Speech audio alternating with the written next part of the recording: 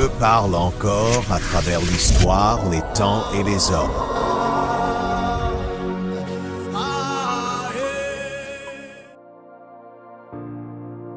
Bonjour, chers frères et sœurs. Bienvenue dans la chronique d'Alassane, édition prophétique. Nous revoilà avec un nouveau thème. Et le thème, c'est Allons à la terre promise. Allons à la terre promise. L'histoire dans laquelle nous avons tiré ce thème-là, c'est l'histoire de deux personnes qui ont vraiment bouleversé le monde ecclésiastique. C'est l'histoire de Moïse et de Josué.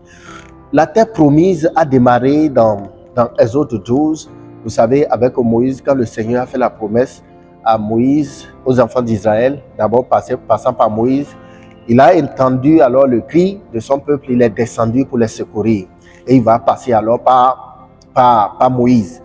Alors, quand le Seigneur est descendu, quand le Seigneur a parlé à Moïse, le Seigneur tout de suite a commencé alors avec des actions. Comment est-ce que ceux-là vont sortir d'abord de l'Égypte et ensuite, après l'Égypte, comment ils vont passer alors toutes les calamités et victoires et problèmes et situations dans le désert jusqu'à arriver maintenant, jusqu'à traverser le Jourdain et commencer par conquérir alors des terres, des royaumes, des terres et des royaumes.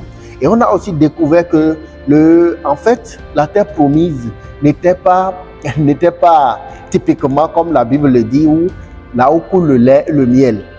La terre promise, c'était une terre habitée alors par des hommes géants, des hommes qu'il fallait combattre, des royaumes qu'il fallait terrasser, mais toujours en faisant confiance à l'Éternel. C'est après avoir traversé toutes ces péripéties-là, que les enfants d'Israël seraient appelés alors à s'installer dans la terre promise. Voici un peu l'histoire. Si vous lisez à partir de Exode 12, 31-32, vous allez voir la promesse. Et ensuite, tout Josué, vraiment, je vous conseille de lire tout Josué, Exode et Josué. Ça va vraiment vous édifier. Mais ici, j'ai tiré rapidement 3 points que je voudrais partager avec vous. Le premier point ici, c'est quitter l'ancien pour entrer dans le nouveau. La terre promise, c'est quitter un endroit pour entrer à un nouveau. Et j'ai constaté quelque chose. La terre promise, c'était une famille qui allait là-bas. Ce n'était pas un individu. Donc, seul, on ne peut pas entrer dans la terre promise. Il faut être vraiment en famille. Et je vous exhorte, chers pères de famille, chers mères de famille, à vous assembler ensemble. Faites des visions ensemble. Mettez vos projets ensemble. Évoluez ensemble.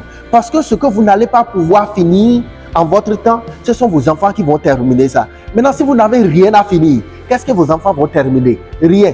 C'est ce que Moïse a commencé que Josué a terminé. Et beaucoup de personnages bibliques nous ont montré avec Élie et Élisée. C'est ce que quelqu'un commence, que quelqu'un d'autre finit. Je voudrais vraiment que les familles s'assemblent ensemble et trouvent des projets ensemble. Et quitter l'ancien pour entrer dans le nouveau, chercher à faire des projets ensemble. Chercher à faire des projets ensemble. Israël devait quitter l'Égypte pour aller à la terre promise. C'était un projet dont le Seigneur est l'instigateur principal. Et il fallait alors suivre les directives du Seigneur. C'est en suivant les directives du Seigneur que ça allait marcher. Traverser les obstacles, c'est le deuxième point. Traverser les obstacles avec foi. Ce qui est intéressant ici, j'ai remarqué que les enfants d'Israël, c'est vrai que la Bible mentionne que le Seigneur les a aimés d'un amour terrible. C'est-à-dire quoi? Le Seigneur les a choisis, les a aimés seulement. On ne sait pas sur quoi il s'est basé, il les a seulement choisis. C'est là la grâce de l'Éternel. C'est là la grâce de l'Éternel. Le Seigneur les a aimés et comme ça. Mais au cours de cette traversée-là, pour aller à la terre promise, ils ont rencontré des situations. Ils ont désobéi à Dieu. Ils ont adoré des fétiches. Ils ont adoré des Baals. Ils ont fait tellement de choses. Mais le Seigneur, ils sont toujours revenus et le Seigneur les a toujours conduits. Et ils sont allés jusqu'à la terre promise.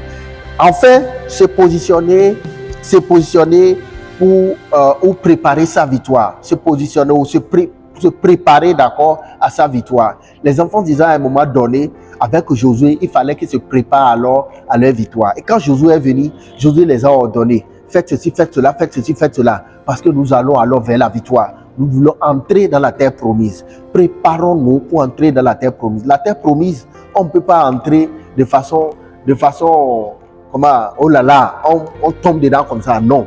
c'est une préparation. Et c'est ça, je dis, votre terre promise ça peut même arriver où vous n'allez pas entrer et ce sont vos enfants qui vont entrer ou les enfants de vos enfants qui vont entrer. Mais ce qui est sûr, l'histoire retiendra que vous avez été et vous êtes arrivé.